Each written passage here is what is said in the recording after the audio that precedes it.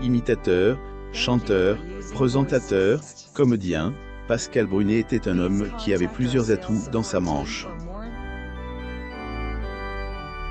Mais ce qui a le plus marqué ceux qui l'ont connu, c'est son humanité et sa générosité. Malheureusement, cet homme talentueux avait ses propres demons et a longtemps eu des problèmes liés à l'abus d'alcool. C'est en 2015 qu'il s'éteint, emporté par un cancer alors qu'il comptait revenir sur scène avec l'équipe de son ancienne émission Facile à chanter, pour laquelle il avait d'ailleurs reçu un 7 d'or.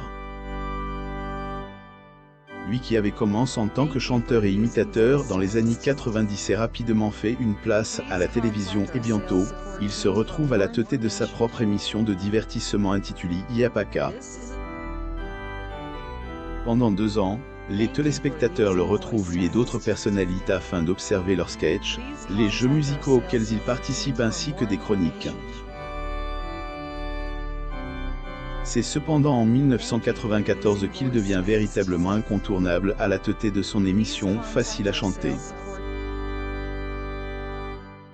Du lundi au samedi, il présente ce jeu musical à 20h10 et offre un aperçu de ses talents d'imitateur et de chanteur aux téléspectateurs en reprenant régulièrement des chansons françaises emblématiques.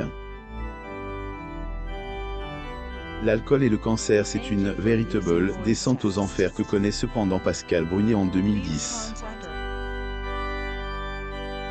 Lui qui a toujours brûlé la vie par les deux bouts et qui n'a pas mis un sou de côté apprend qu'il souffre d'un cancer de la gorge. Il faut dire qu'il a longtemps abusé de la cigarette et de l'alcool comme il le reconnaît lui-même dans son autobiographie intitulée « Gloire, galère, cancer, je paye la note. Je fumais 2 paquets par jour. Quant à l'alcool, je carburais à une bouteille de whisky par jour. Minimum. M'amusais et je pensais passer entre les mailles du filet, mais le filet a fini par l'attraper et rapidement il prend conscience de la gravité de sa situation et de la maladie qui le ronge. Une opération entre lourde ainsi qu'une greffe de palais que l'animateur doit subir afin d'être sauvé, les effets s'en font ressentir.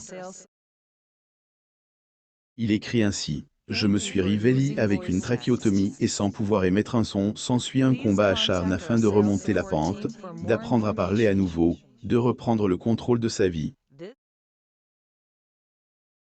peut compter sur un soutien inattendu dans son malheur, celui de son ex-femme Valérie, qu'il avait quittée car elle ne supportait plus son alcoolisme. Mais celle avec qui il a eu une fille, Marine, l'aime sincèrement et s'assure d'être là durant cette période de convalescence. Son corps remis d'aplomb, Pascal Brunet doit retrouver de l'argent et un travail. En effet, il a dilapidé sa fortune rapidement et se retrouve sans rien après son combat contre le cancer. Là encore, il a pu compter sur le soutien d'un ami, le grand Gilbert Montagne, qui met tout en droit d'auteur, œuvre pour lui trouver un appartement à Nice, un logement thérapeutique.